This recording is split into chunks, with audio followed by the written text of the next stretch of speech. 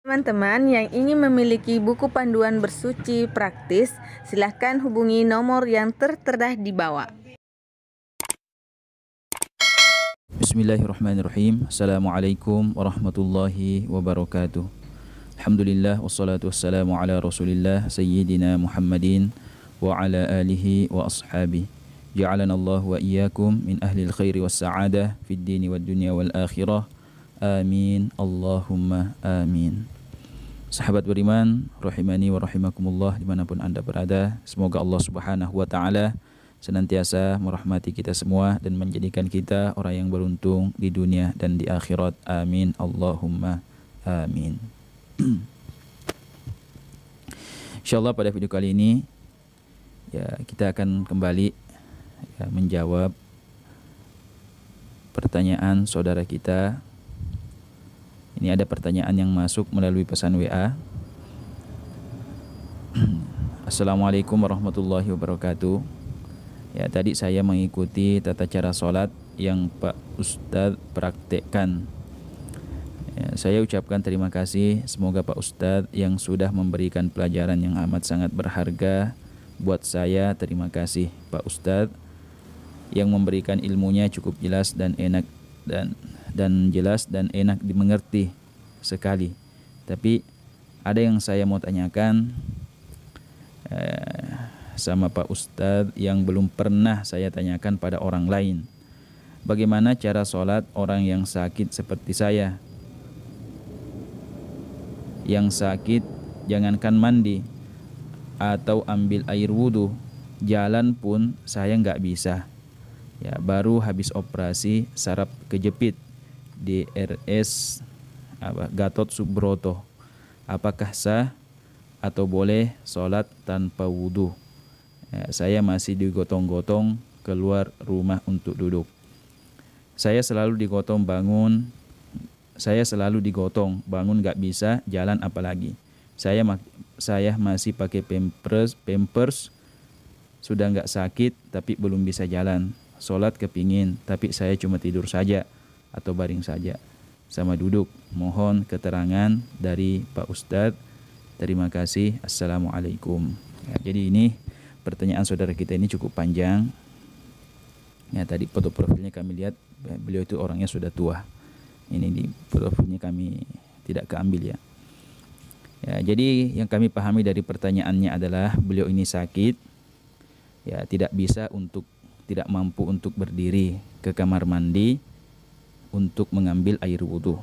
Ya, sehingga beliau tanyakan, bolehkah sholat tanpa berwudhu? Ya, kemudian yang kedua, yaitu terhadap sholat beliau karena tidak bisa bangun, bisanya cuma duduk atau tidur atau baring saja. Ya, sholat kepingin. Ya, jadi dia ingin sholat tapi dia hanya bisa berbaring atau sambil duduk. Ya, jadi seperti itu. Ya, jadi kepada orang tua kami yang bertanya, ya, kami sudah konsep jawabannya. Ya, yang pertama, ya, seseorang yang sakit dan ingin mengerjakan sholat, ya, selama ia masih bisa berwudu, maka ia harus berwudu. Ya, kalau tidak mampu berwudu, ya, maka boleh diwudukan oleh orang lain, semisal anaknya atau istrinya atau orang-orang yang merawatnya. Ya, diwudukan. Ya, kecuali ia sakitnya itu tidak bisa menggunakan air, ya, atau dilarang oleh dokter untuk menggunakan air, yang mana sakitnya itu akan bertambah parah apabila dia menggunakan air. Ya, seperti orang yang demam atau penyakit yang semisalnya, ya, maka jika sakitnya tidak bisa menggunakan air, maka dia cukup bertayamum saat akan mendirikan sholat. Ya, akan tetapi saudara yang bertanya tadi itu sholatnya, ya, penyakitnya itu habis operasi saraf kejepit, ya, dan kami kira penyakit tersebut tidak akan menjadi parah dengan sebab kita berwudu. Ya, jadi yang pertama, ya, Bapak tetap harus berwudu sebelum sholat. Adapun cara wudunya itu boleh dengan cara diwudukan oleh anaknya atau istrinya. Itu yang pertama. Silahkan disimak sampai akhir. Kemudian yang kedua, ya seseorang yang sakit ya, dan susah berjalan ke kamar mandi untuk berwudu. Ya, sebagaimana pernyataan Bapak yang bertanya, ya maka ia perlu belajar tata cara berwudu yang mudah, yaitu hanya dengan menggunakan 1 gelas air. Ya, untuk mendapatkan videonya silahkan lihat nanti di akhir video ini. Ya, silahkan lihat di akhir video ini atau silahkan lihat nanti di deskripsi video ini. Ya, jadi seorang yang sakit dan susah berjalan ke kamar mandi untuk berwudu, maka ia perlu belajar tata cara berwudu yang mudah. Ya, bahwa orang yang berwudu itu tidak harus menggunakan air yang banyak. Ya, sehingga dia harus pergi ke kamar mandi, tidak. Akan tetapi jika orang tahu caranya, dengan segelas air pun air tersebut cukup digunakan untuk berwudu. Untuk videonya nanti silahkan lihat di layar akhir video ini. Ya, kemudian yang ketiga, adapun masalah sholatnya, ya, maka sholatlah semampunya. Ya, sholatlah semampunya, maksudnya kalau tidak mampu berdiri maka boleh sholat sambil duduk. Ya, kalau tidak mampu berdiri maka boleh sholat sambil duduk. Ya, kalau tidak bisa duduk boleh sholat sambil berbaring, ya, tidur miring atau terlentang. Ya, intinya sholat semampunya. Seperti Bapak tadi, ya, dia tidak bisa sholat sambil berdiri, ya maka boleh sholat sambil duduk. Ya, apakah itu duduk di kasur atau duduk di kursi, ya boleh-boleh saja. Untuk tata caranya juga kami sudah lampirkan di layar akhir video ini. Ya, silahkan nanti diklik setelah menonton video ini. Itu kami cantumkan atau lampirkan nanti di layar akhir. Ya, jadi boleh sholat sambil duduk atau sambil berbaring jika memang tidak mampu untuk berdiri. Kemudian yang keempat, yang perlu juga kita ketahui adalah bahwa orang yang sakit itu boleh menjamak sholatnya. Ya, boleh menjamak sholat fardunya, namun tanpa qashar, ya, karena qashar itu khusus untuk orang yang bepergian jauh. Ya, jadi dia boleh menjamak sholatnya tanpa mengqashar. Ya, contoh misalnya, ya karena orang sakit itu berat, ya, untuk mengerjakan sholat, maka ia diperkenankan untuk menjamak sholatnya. Ya, contoh ia menjamak takhir antara sholat zuhur dengan sholat asar.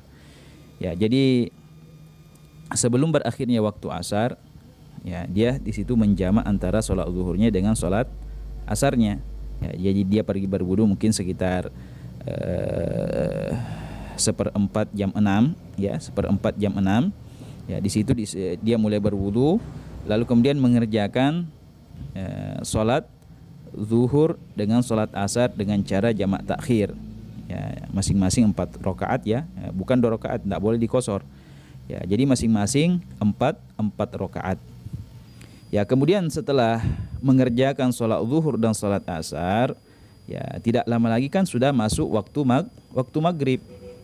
Ya, jadi tanpa dia berwudu lagi, lalu kemudian sudah masuk waktu maghrib, maka dia boleh menjamak takdim antara sholat maghribnya dengan sholat isyanya. Ya, jadi dia melakukan keempat sholat tersebut dengan hanya 1 wudu, ya, sehingga dia tidak repot lagi untuk berwudu berulang kali. Ya, jadi begitu caranya yang diajarkan oleh guru kita Buya Yahya, bahwa ya di akhir waktu asar, ya kurang lebih ya 20 menit atau 15 menit sebelum masuknya waktu maghrib, ya yang jelasnya itu cukup dipakai untuk mendirikan sholat zuhur dan sholat asar. Ya, baru dia berwudu, kemudian dia sholat zuhur, sholat asar dengan cara jamak. Ya, kemudian setelah pas selesai mengerjakan sholat zuhur dan sholat asar, tidak lama lagi masuk lagi waktu maghrib. Ya, maka ketika sudah masuk waktu maghrib yang ditandai dengan azan maghrib, maka orang yang sakit tadi, ya sholat lagi menjamak takdim antara sholat maghrib dengan sholat isyanya. Ya, jadi dia sholat maghrib 3 rakaat, lalu kemudian lanjut sholat isya 4 rakaat. Ya, sehingga dia tidak repot untuk berulang kali berwudu. Ya, jadi seperti itu. Kepada saudara yang bertanya, semoga mendengarkan video ini atau menyimak video ini Lebih dan kurangnya kami mohon maaf. Untuk mendapatkan video tata cara berwudu tadi atau tata cara sholat sambil baring, sambil duduk, silahkan klik video yang ada di layar akhir video ini. Ya, ini yang kami tampilkan, silahkan diklik. Semoga bermanfaat. Wassalamualaikum warahmatullahi wabarakatuh.